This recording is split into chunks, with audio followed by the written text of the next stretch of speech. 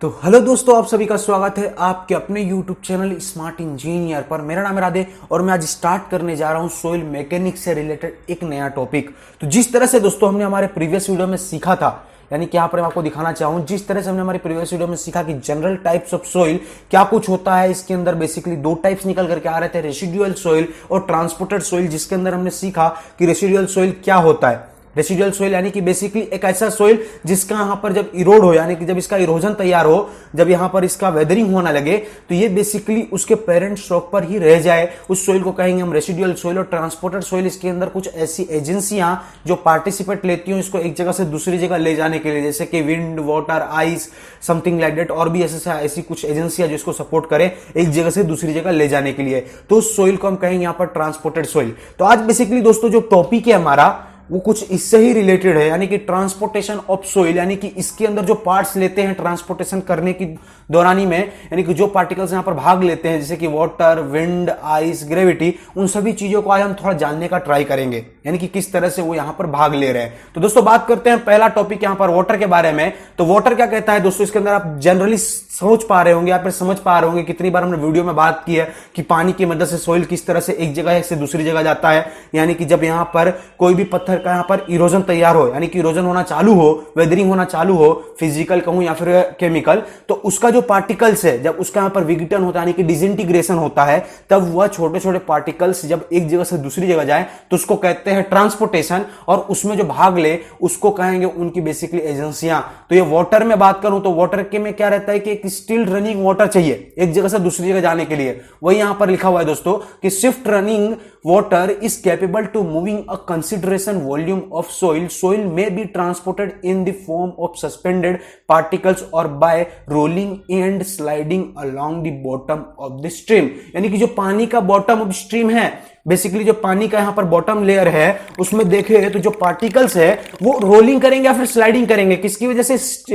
Swift running water की वजह से। यानी कि जो रनिंग वाटर है हमारा यहां पर रिवर का, जब वो बहेगा तो पार्टिकल्स को लेकर के एक जगह से दूसरी जगह जाएगा, तो वो जो प्रक्रिया करेगा तो उसमें जो पार्टिकल्स होंगे, यानी कि जो बड़े, यानी कि बड़ी साइज में जो पार्टिकल्स होंगे पानी की वेलोसिटी के मुकाबले में, तो वो बेसिकली यहां पर क्या करेंगे? स्लाइडिंग करेंगे, घिसते हुए जाएंगे, और जो यहां पर छोटे पार्टिकल्स रहेंगे वो पानी में रोलिंग करते हुए जाएंगे। आगे की ओर देखें दोस्तों तो क्या कहता है कि the size of the particles that can be in suspension is related to the square of the velocity of flowing water. यहां पर जो कह रहा है कि जो साइज ऑफ पार्टिकल्स है वो पानी की वेलोसिटी की स्क्वायर, यानी कि पानी की वेलोसिटी के मुकाबले में होने चाहिए, ताकि वो एक जगह से दूसरी जगह जा पाए। अगर मान के चलते हैं उसकी मुकाबले में ना हो तो क्या होगा? जो यहां पर बड़े पार्टिकल्स रहेंगे वो नीचे बैठने लगेंगे, साथ में जो छोटे पार्टिकल्स रहेंगे वो भी स्टील वाटर होने के बाद वो भी नीचे बैठ जाएंगे। यहां पर डिपेंड करता है वाटर का वेलोसिटी, इतना याद रखना दोस्तों। कोई भी अगर पूछे कि वाटर किस तरह से कैपेबल है सोइल को एक जगह से दूसरी जगह ले जाने के लिए, तो थिंकिंग यही आना चाहिए कि उसका यहां पर वेलोसिटी डिपेंड करता है वाटर का। खुद वाटर एक जगह से दूसरी जगह ले नहीं जा सकता, समझ रहे ना? अगर वाटर के अंदर वेलोसिटी है तो ही यहां पर ट्रांसपोर्टेशन मुमकिन है। फिर इसके बाद आगे क्या कह रहा है दोस्तों कि particles transported by water range in size from boulders to clay. जिस तरह से यहां पर मैंने दे दिया ये टॉपिक, यानी कि बोल्डर्स टू क्ले, कभी भी अगर पार्टिकल्स ट्रांसपोर्ट होगा तो पानी की वेलोसिटी जिस तरह से डिपेंड कर रही है, तो पहले तो जो बड़ा पार्टिकल्स है बोल्डर्स, फिर इसके बाद आएगा कोबल्स, फिर इसके बाद आएगा coarse aggregate, fine aggregate, silt, clay. समझ सकते हो दोस्तों, इस तरह से हमेशा छोटे छोटे रेंज की तरफ आगे बढ़ेगा। जितना ज्यादा वेलोसिटी उतनी बड़ी पार्टिकल्स को एक जगह से दूसरी जगह ले जा पाएगा। फिर आगे की ओर दोस्तों बढ़े तो आगे यहां पर कह रहा है कि coarse particles are dropped when the decreases in water velocity. जिस तरह से मैंने बताया कि कोर्स पार्टिकल्स पहले डिपॉजिट हो जाएंगे जब यहां पर वेलोसिटी उसकी डिक्रीज होगी, और फाइनर पार्टिकल्स तब जाकर के डिपॉजिट होंगे जब डाउन स्ट्रीम में पूरा वेलोसिटी यहां पर रिड्यूस हो जाएगा। फिर इसकी ओर आगे की ओर देखें तो आगे यहां पर कह रहा है एलुवियल डिपॉजिट। ये हमेशा एक नंबर के लिए पूछा जाता है कि एलुवियल डिपॉजिट्स किसे कहते हैं। तो आप इतना याद रखिएगा, जो रिवर वाटर के साथ यहां पर सोइल आगे बढ़े, यानी कि जो पार्टिकल्स यहां पर कोर्स ग्रेन कहूं या फिर फाइन ग्रेन पार्टिकल्स कहूं जो आगे बढ़े और जो उसकी मदद से सोइल बने, उसको कहेंगे हम एलुवियल डिपॉजिट्स। यहां पर लिखा है soil that are carried and deposited by water. Water में यहां पर मैंने काउंट्स में दिया है river, are called alluvial deposits. फिर इसके बाद दोस्तों आता है यहां पर इसमें है यहां पर लेक डेल्टास, ये भी पूछा जाता है, और उसके बाद आएगा मरीन डिपॉजिट्स। ये 3 पॉइंट खास इसलिए मैंने ले लिया यहाँ पर बात करते हैं लेक डेल्टास के बारे में। लेक डेल्टास में बेसिकली क्या होता है दोस्तों कि soil particles carried by river while entering a lake deposits all the coarse particles because of sudden decreases in velocity। इसमें सारा जो भी फैक्टर्स है ना, इतना दिमाग में रखना, वेलोसिटी मैटर करता है। फिर से बोल रहा है कि जब यहाँ पर रिवर में कोई भी पार्टिकल्स बहता हुआ आएगा और सडन डिक्रीजेस होगा क्या उसका वेलोसिटी, तो वो वहां पर जो डिपॉजिट्स होगा लेक्स के अंदर में। अब बेसिकली इतना सोचो कि अगर कोई रिवर है वो बहते हुए आ रहा है तो कहां पर जाकर के वो स्थिर होगा, कोई बड़ी सी यहां पर लेक होगी या फिर कोई एक ऐसा चीज जहां पर उसका पूरा ग्रेविटी ना मिल रहा हो फ्लो करने के लिए, या फिर स्पीड ना बन रहा हो पानी को एक जगह से दूसरी जगह जाने के लिए, तो वहां पर उसकी वेलोसिटी सडन डिक्रीज होगी।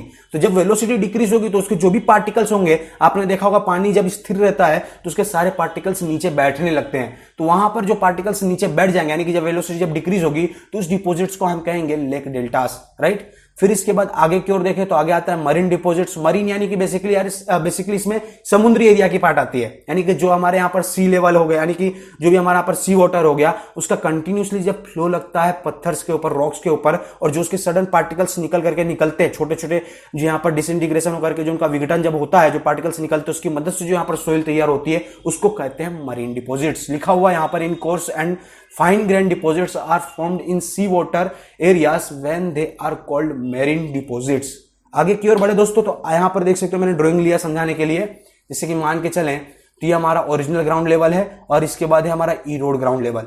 इरोड ग्राउंड लेवल यानी कि बेसिकली इतना वस्तु यहां पर इरोड हो गया, पहले ओरिजिनल था उसके मुकाबले में पानी बहते हुए, और बहते हुए जब गया तो यहां पर देख सकते हो ये कुछ यहां पर इंक्लाइनेशन है, इसकी वजह से वेलोसिटी पानी को ज्यादा मिलेगा, यानी कि यहाँ पर हाई वेलोसिटी रहेगी, इसीलिए एक भी यहाँ पर डिपॉजिट्स आपको देखने को नहीं मिलेंगे। लेकिन जैसे ही नीचे की ओर गया और यहाँ पर जो हमारा इंक्लाइनेशन था वो कम होने लगा तो उसके पार्टिकल्स यहाँ पर डिपॉजिट्स होना चालू हो गए। पहले हुआ सैंड, फिर सिल्ट, क्ले और इसके बाद डेल्टास। डेल्टास यानी कि बहुत ही छोटे छोटे पार्टिकल्स रहते हैं वो। आगे की ओर बढ़े दोस्तों तो आगे आता है हमारा यहाँ पर विंड ट्रांसपोर्टेड सोइल।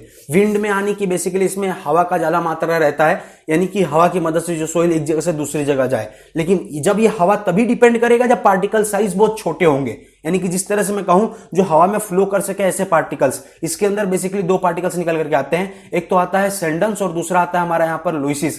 सेंडन्स और लुइसिस की मैं बात करूं तो ये ऐसे हल्के पार्टिकल्स है जो हवा में फ्लो करते हैं। यहाँ पर लिखा हुआ है, अगर ये पार्टिकल्स हम देखें तो बेसिकली ज्यादातर पाए जाते हैं अफ्रीका, एशिया एंड यूएसए। इन सभी जगहों पर देखा जाए तो यहाँ पर डेजर्ट्स का ज्यादा यहाँ पर देखा जाए तो एरिया मिलता है। उन डेजर्ट में ये सारे यहाँ पर जो सोइल्स हैं वो ज्यादा देखने को मिलते हैं। यहाँ पर लिखा हुआ है large sands are formed by wind, यानी कि जो भी लार्ज सेंडन्स हो फॉर्म्ड बाय किसकी वजह से होते हैं, विंड की वजह से होते हैं। और sands are common rather occurrence in the desert area. और मैंने जिस तरह से कहा ये ऑक्यूरेंस कहां पे होंगे, ज्यादा डेजर्ट एरिया में होंगे, जैसे कि of Africa, Asia and USA, ये सभी जगहों पर ज्यादा ये पाए जाते हैं। फिर इसके बाद बात आता है दोस्तों इसके अंदर जो यहाँ पर लुइसिस है, लुइसिस की यहाँ पर कुछ मैं खास चीज बताना चाहूँ कि जो लुइसिस डिपॉजिट्स है वह लो डेंसिटी, जिस तरह से मैंने कहा इसमें पार्टिकल्स लो डेंसिटी होने चाहिए, high compressibility and poor bearing resistance when wet. जब ये गीली हो तो इसकी पुअर बेरिंग कैपेसिटी भी यहाँ पर देखने को मिलती है। बेरिंग रेजिस्टेंस यानी कि लोड सहने की क्षमता ये भी बहुत कम देखने को मिलती है। लेकिन कॉम्प्रेसिबिलिटी इसकी हाई देखने को मिलती है तब जब एक पार्टिकल्स को हम यहाँ पर दबा के देखें। कभी भी अपने सेंड पार्टिकल्स को देखा होगा, बेसिकली हाथ से दबाने का ट्राई किया होगा, वो चीज जल्दी दबेगी नहीं बिकॉज उसके अंदर कॉम्प्रेसिबिलिटी हाई होती है। लेकिन वही चीज जब वो गीली हो तो वो बेरिंग रेजिस्टेंस के सामने बहुत ही कम यानी कि लेस देखने को मिलेगी, पुअर देखने को मिलेगी। फिर इसके बाद क्या कह रहा है दोस्तों कि the permeability in the vertical direction is large. और जो इसकी परमिएबिलिटी होगी यानी कि सोखने की क्षमता, किसी भी चीज को सोख लेने की क्षमता, परमिएबल करने की क्षमता, वो ज्यादा होगी किस डायरेक्शन में, तो वर्टिकल डायरेक्शन में। देखा होगा आपने जब भी आप रेती के ऊपर पानी डालोगे तो पानी हमेशा वर्टिकल डायरेक्शन की ओर जाएगा। बाकी और सोइल्स के मुकाबले में आप देखें तो उन सोइल के ऊपर पानी डालेंगे तो चारों तरफ फैलेगा और चारों तरफ सोखेगा, ऐसा। आगे की ओर बढ़े दोस्तों तो आगे आएगा हमारे यहाँ पर glacier deposits. Glacier deposits basically इसके अंदर देखें दोस्तों तो बर्फ की मदद से, यानी कि हमारा कोई भी देखिए अगर माउंटेन, तो माउंटेन के टॉप पर आपने देखा होगा बराबर, जो भी हमारा टॉप रहता है वहां पर हमेशा बर्फ यानी कि आइस का मात्रा ज्यादा पाया जाता है बिकॉज डिपेंडिंग ऑन टेम्परेचर। वहां पर टेम्परेचर देखा होगा आपने हमेशा लो हो जाता है, जिसकी वजह से वहां पर आइस जमना चालू होते हैं जो भी वहां पर वाटर रहते हैं, राइट। तो उसमें आपने देखा होगा जब यहाँ पर वाटर के अंदर जब जमना चालू होता है, इसके अंदर जो भी पार्टिकल्स वगैरह भी मिक्स होने लगते हैं, तो वो जब मिक्स होकर जब वो सारा तैयार होता है बर्फ का लेयर, और जब बर्फ का लेयर पिघलता है तो उसके साथ सारे पार्टिकल्स को भी लेकर के वो नीचे की ओर आता है। तो इस प्रोसेस को हम बेसिकली कह सकते हैं यहाँ पर ग्लेशियर डिपॉजिट्स। और इसके अंदर दो वस्तु निकल करके आती है दोस्तों, ड्रिफ्ट एंड टिल।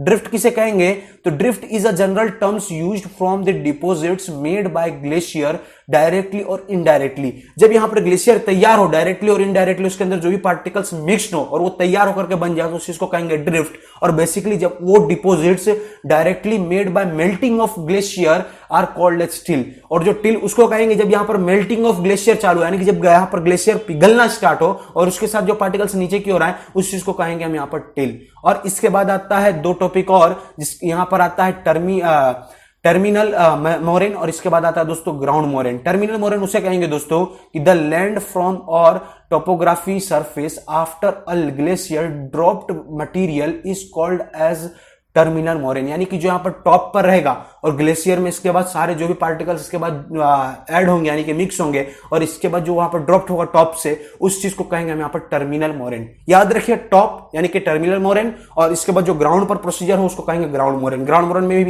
मोरेन में भी यही है, यहां पर देख सकते हो आप, the land which was once covered by glacier and on which till has been deposited after melting is called as ground moraine। जिस तरह से मैंने कहा जो भी यहां पर टॉप का रहेगा यानी कि जो हमारा यहाँ पर टर्मिनल मोरेन बेसिकली पिघल करके नीचे की ओर आए और सारा मिक्स हो और उस चीज को यहाँ पर पिघले हुए पार्ट को जो हम कहेंगे उसको कहेंगे हम यहाँ पर ग्राउंड मोरेन। तो द सोइल, इसके बाद आगे क्या कह रहा है दोस्तों कि the soil carried by the melting water front of the glacier is called outwash. और यहाँ पर जब पिघलेगा बर्फ और इससे जब यहाँ पर वॉश होते हुए आएगा, सारे पार्टिकल्स को लेकर के आते आएगा, उस प्रोसेस को हम यहाँ पर वाटर फ्रंट जो रहेगा हमारे यहाँ पर मेल्टिंग वाटर फ्रंट, उस चीज को हम यहाँ पर कहेंगे आउटवर्स। किसका, यहाँ पर जो यहाँ पर ग्लेशियर है यानी कि ग्लेशियर डिपोजिट्स की मदद से जो बन रहा है वो।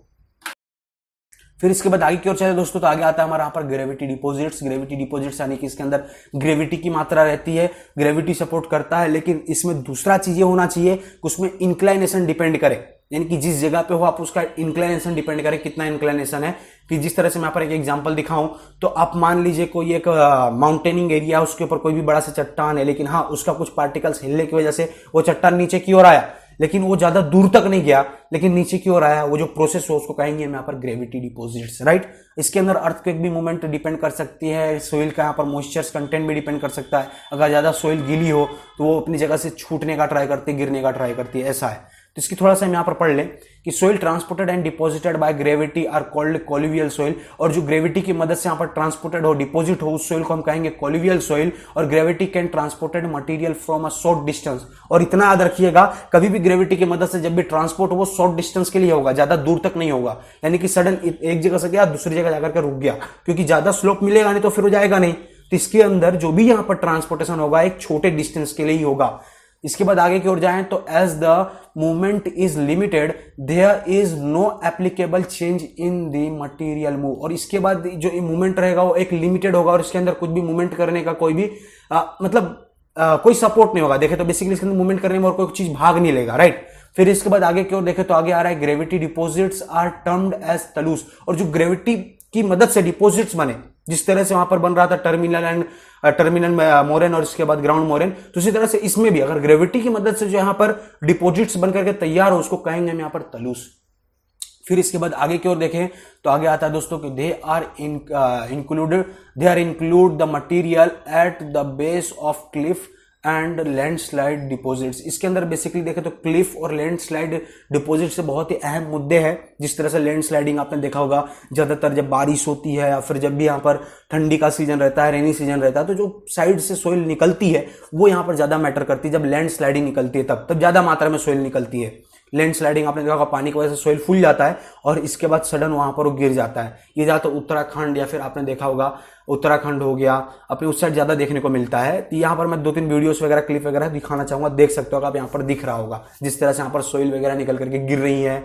यहाँ पर साइड का भी यहाँ पर मैं एक रखा हूँ इमेज वगैरह, देख सकते हो आप, साइड की वीडियो चल रही है जिस तरह से चारों तरफ से सपोर्ट दिया हुआ है, लेकिन जब सोइल पानी से पूरा फूल चुकी है तो वो किस तरह से गिरने का ट्राई कर रही है। तो ये लैंड स्लाइडिंग है बेसिकली। इसके बाद आगे की ओर देखें तो दोस्तों कह रहा है कि talus consist of a irregular coarse particles, it is a good source of broken pieces and coarse grain soils for many engineering works. यहां पर कहना क्या चाहता है दोस्तों, जो तलुस है वो कंसिस्ट होता है किससे, इरेगुलर कोर्स पार्टिकल से बनता है, और ये बहुत ही गुड सोर्स है किसके लिए, ये ब्रोकन पीसेस जो इसके कोर्स ग्रेन सॉइल्स है वो मेनी इंजीनियरिंग वर्क के लिए यूज किए जाते हैं। जैसे कि कभी कभी आपने देखा होगा ये मंदिर का फाउंडेशन बनता है, मंदिर हो गया या फिर कोई भी बड़े स्ट्रक्चर्स हो गए, तो उसके फाउंडेशन में इतने बड़े बड़े रॉक्स का यूज किया जाता है ताकि वो स्ट्रांग रहे। और दूसरी बात देखा जाए तो आपने देखा होगा डैम वगैरह के भी फाउंडेशन में जब डालते हैं तो बड़े बड़े रॉक्स का बहुत इस्तेमाल किया जाता है। तो ये सब जो तलुस जो पत्थर वगैरह है इसका ज्यादा यूज किया जाता है,